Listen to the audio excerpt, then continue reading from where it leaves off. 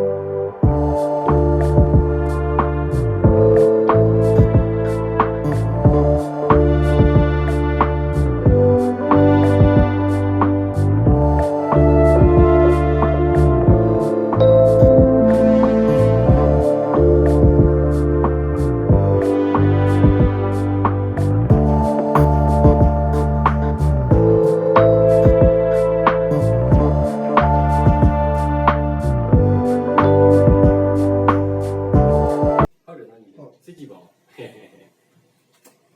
okay ကျေးဇူးတင်ပါတယ်နော်ဒီလေးကျေးဇူးပါဟုတ်ကဲ့ okay ကျွန်တော်တို့ဒါ magic set box ထဲမှာပါဝင်တဲ့ပြကွက်လေးပေါ့နော်ဒီလိုမျိုးပြကွက်လေးကိုပြသခြင်းနဲ့ဆိုရင်ကျွန်တော်တို့ရဲ့ magic zone Facebook page messenger box ကနေဝင်ရောက်ကြည့်ရှုမေးမြန်းပြီးတော့ဝယ်ယူလို့ရပါတယ်နော် magic box လို့ပြောပြီးဝယ်လို့ရပါတယ်အားလုံးကိုကျေးဇူးတင်ပါတယ်ခင်ဗျာနောက်ထပ်ပါဝင်သေးတဲ့ပြကွက်တွေကိုလည်းကျွန်တော်တို့ထပ်ပြီးတော့ပြသပါအောင်မယ်အားလုံးကိုကျေးဇူးတင်ပါတယ်